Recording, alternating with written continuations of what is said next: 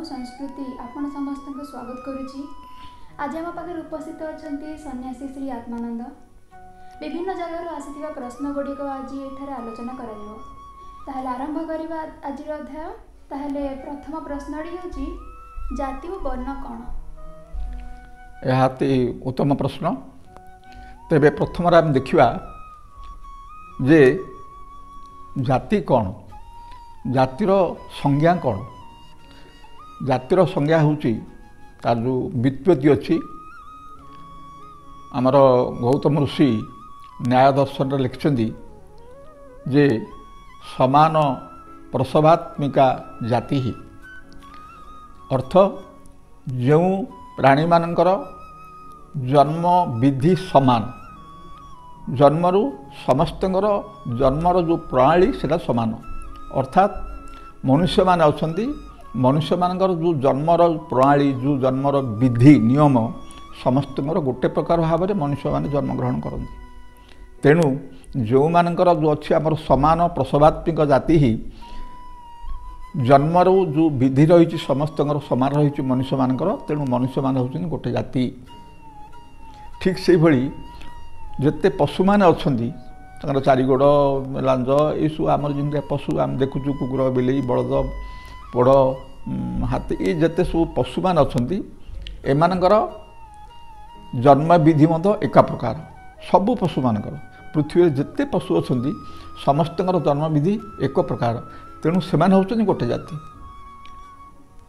शरीर जो गठन अच्छी स्ट्रक्चर गठन से गठन अनुसार जाति निर्णीत हुए। ठीक से भाई पक्षी पक्षी मैंने अंडा दियंती सबू पक्षी अंडा देवे अंडारू छुआ हम से पक्षी मानकर जन्म विधि जो नियम यहाँ समस्त गोटे प्रकार। तेणु से पक्षी जाति यही भाव में ये नियम अनुसार गौतम ऋषिंर जो संज्ञाटा कहली से अनुसार जो मानकर जन्म विधि समान से माने गोटे प्रकार जाति। तापर आम देखा यही नियम अनुसार ईश्वर समस्त प्राणी मानू 6 भाग विभक्त करिसेंती। से 6 भाग होला 6 जाति ईश्वरकृत मनुष्य पशु पक्षी कीट पतंग सरीसृप। मनुष्य पशु पक्षी कीट पतंग सरीसृप ये हेले 6 जाति यह ईश्वरकृत। किंतु आजिकल जो आमे माने हजार हजार प्रकार जाति देखुचु यह केबे हेले ईश्वरकृत नुह। यह हूँ संपूर्ण रूपे मनुष्य मनगढ़ा कथा। जाति प्रथा संपूर्ण रूपे काल्पनिक। तेणु आमे जानिले जे जाति कहीं जाति जो भिन्न भिन्न होती से जो आजिकल जहाँ देखुचु ताहा सत नुह। जाति हूँ जन्मरू जो मानकर समान विधान रही जो माने समान भाव में जन्म नियंती से अनुसार भाग भाग कराई से भाव में मनुष्य पशु पक्षी कीट पतंग सरीसृप। तापर आसला वर्ण। वर्ण हूँ कर्म अनुसार वर्ण। आमर मनुस्मृति कहे जे जन्माना जायते शूद्र संस्कारात द्विज उच्यते। अर्थात जन्मरू समस्ते समान। मनुस्मृति समस्त को शूद्र बोली कहुई।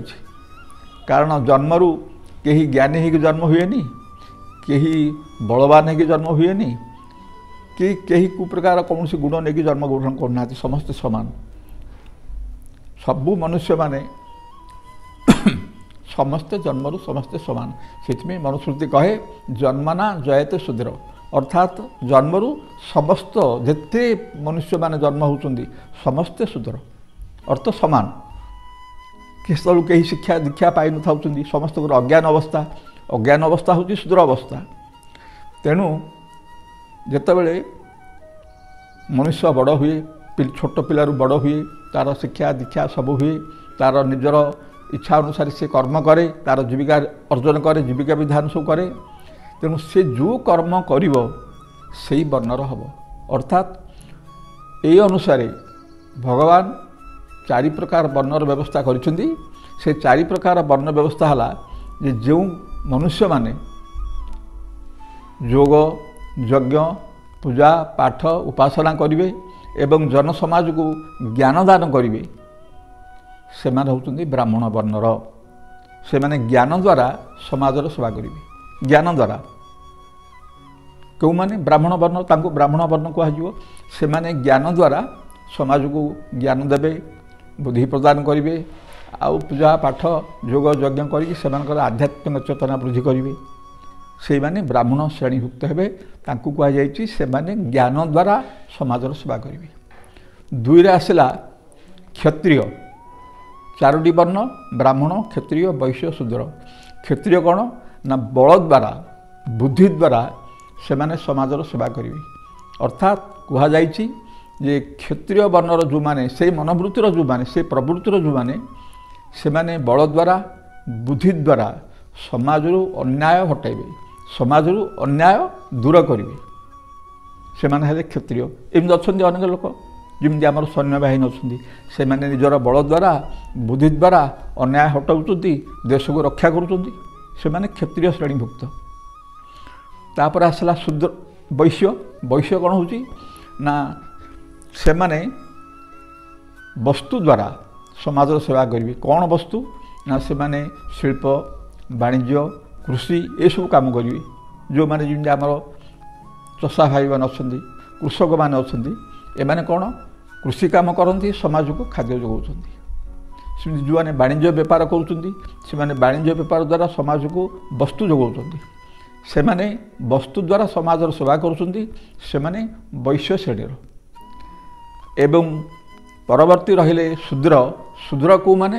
ଯେଉଁମାନେ ସମ୍ପୂର୍ଣ୍ଣ ଅଜ୍ଞାନ, ଜ୍ଞାନହୀନ। ସେମାନେ କ'ଣ କରନ୍ତି ନା ଏ ଯେଉଁ ବ୍ରାହ୍ମଣ, କ୍ଷତ୍ରିୟ, ବୈଶ୍ୟ ତିନି ବର୍ଣ୍ଣର ରହିଲେ, ଏମାନଙ୍କର ସେବା କରି ତାଙ୍କର ଜୀବିକା ମେଣ୍ଟାନ୍ତି। ତେଣୁ ଏ ତିନି ବର୍ଣ୍ଣର ଯେଉଁମାନେ ସେବା କରୁଛନ୍ତି ଅଜ୍ଞାନ ଶ୍ରେଣୀର ଲୋକ, ସେମାନଙ୍କୁ ଶୂଦ୍ର କୁହାଯାଏ। ତେବେ ଏଇଠି ଆଉ ଗୋଟେ କଥା ବୁଝିବାକୁ ପଡ଼ିବ, ଆଜିର ଶୂଦ୍ର କାଲିକି ବ୍ରାହ୍ମଣ ହୋଇଯାଇପାରେ। ବ୍ରାହ୍ମଣ ବର୍ଣ୍ଣ କର୍ମ ଅନୁସାରେ ଯଦି ଆଜି ବୈଶ୍ୟ ଜଣେ କୃଷି କାମ କରୁଛି, ସେ କୃଷି କାମ ଛାଡ଼ି ଯଦି କାଲିକି ସେ ପୂଜା ପାଠ ଯୋଗ ଯଜ୍ଞ ଏସବୁ ଆଧ୍ୟାତ୍ମିକ କାର୍ଯ୍ୟକ୍ରମରେ ନିଜକୁ ନିୟୋଜିତ କରେ, ତାକୁ ଆମେ ବ୍ରାହ୍ମଣ ବର୍ଣ୍ଣରେ କୁହାଯିବ। କର୍ମ ଅନୁସାରେ ବର୍ଣ୍ଣ ବଦଳେ, ଏହା ମନୁସ୍ମୃତିରେ ନିର୍ମଳ ଭାବରେ ଲେଖା ହେଇଛି। ତେଣୁ ବର୍ଣ୍ଣ ହେଉଛି ଚାରି ପ୍ରକାର, ଯାହା ଈଶ୍ୱର ସୃଷ୍ଟ। ଗୀତାରେ ମଧ୍ୟ ସ୍ପଷ୍ଟ ଭାବରେ ଲେଖା ହେଇଛି, ମଣିଷ ସମାଜ ଭିତରେ ଚାରୋଟି ବର୍ଣ୍ଣର ଦେଖାଦେବେ।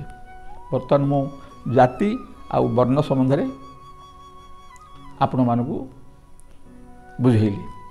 ତାପରେ ଦେଖିବା ପରବର୍ତ୍ତୀ ପ୍ରଶ୍ନ କ'ଣ? ବହୁତ ସୁନ୍ଦର ଉତ୍ତର ଅଟେ। ଦ୍ୱିତୀୟ ପ୍ରଶ୍ନଟି ହେଉଛି ଅଛୁଆଁ ଜାତି କିଏ?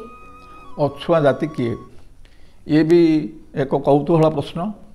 ଯେ ସାଧାରଣତଃ ଆମ ମଣିଷ ଭିତରେ ଗୋଟେ ମିଥ୍ୟା ବିଶ୍ୱାସ ରହିଛି, ଗୋଟେ ଅଜ୍ଞାନତା ରହିଛି ଯେ ଏମିତି କିଛି ମଣିଷ ଅଛନ୍ତି ଯେଉଁମାନେ ଅନ୍ୟ ମଣିଷକୁ ଛୁଇଁଲେ ଗାଧଉଛନ୍ତି।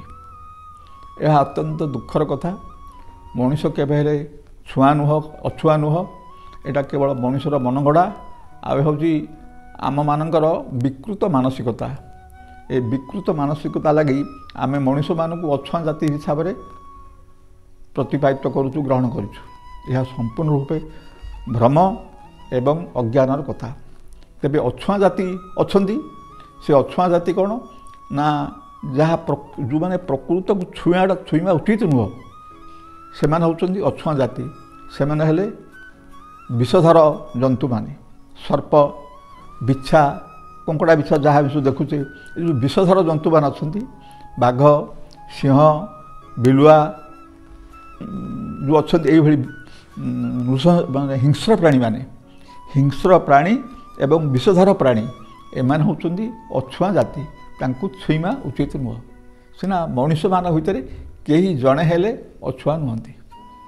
ତାପରେ କ'ଣ ଆସିଛି ପ୍ରଶ୍ନ? ତା ପର ପ୍ରଶ୍ନଟି ହେଉଛି ମୃତ୍ୟୁ ପରେ ଆତ୍ମା କେଉଁଠି ରୁହେ? ଏହା ଏକ ଗୁରୁତ୍ୱପୂର୍ଣ୍ଣ ପ୍ରଶ୍ନ।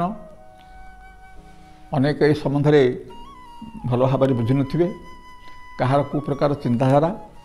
କିନ୍ତୁ ପ୍ରକୃତ ଆମର ଯେଉଁ ବୈଦିକ ତଥ୍ୟ ରହିଛି, ବେଦ ଉପନିଷଦରେ ଯେଉଁ ସତ୍ୟ ତଥ୍ୟ ରହିଛି, ସେ ସମ୍ବନ୍ଧରେ ମୁଁ ବର୍ତ୍ତମାନ ବୁଝେଇବି। ତାହା ହେଲା ମୃତ୍ୟୁ ପରେ ଆତ୍ମା କେଉଁଠି ରହେ।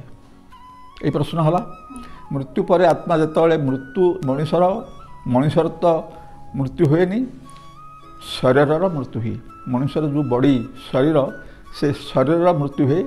आत्मा अमर आत्मा चली जाए शरीर को छाड़ दी आत्मा चली जाए आत्मा जीवा समय मनीष भितर जो 3टी सूक्ष्म शरीर रही 3टी शरीर रही से सूक्ष्म शरीर अन्यतम स्थूल शरीर सूक्ष्म शरीर कारण शरीर ये सूक्ष्म शरीर जहाँ से सूक्ष्म शरीर मनीषर जीवनव्यापी जो सब कर्म करथिवो ताहा संस्कार रूप में मनीषर आत्मा सांगे जीव ताकू कहते सूक्ष्म शरीर सूक्ष्म शरीर में मनीषर जीवनव्यापी कर्मर संस्कार संचित होकर रही तेणु आत्मा सांगे सबुबले सूक्ष्म शरीर जीव जापर ए जो आत्माटा चलीगला शरीर को छाड़ी से वायुमंडल रहे वायुमंडल बुले या ईश्वर नियंत्रणाधीन जो वायुमंडल बुले वायुर अन्य नाम हूँ यम तेणु लोकंर धारणा होची जे आत्मा जाकि जमपुर को जाए किंतु जम माने वायु वायुमंडल रहे जम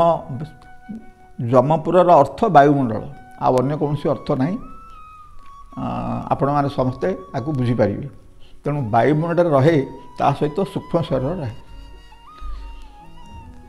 तार जो सूक्ष्म शरीर अनुजाई तार जीवन व्यापी जो संस्कार आनी से संस्कार अनुसार तार पुनर्जन्म हम तेबे वायुमंडल केते दिन रहिबो कौन हम से आम तो कहीपरानी से ईश्वराधीन ईश्वर से व्यवस्था करती कर्मफल व्यवस्था तेणु से प्रश्न अनुसार मोर उत्तर है जे आत्मा शरीर छाड़ी चलीगला सूक्ष्म शरीर सहित जाई से वायुमंडल रे अवस्थान करे वायुमंडल बुले अवस्थान करे।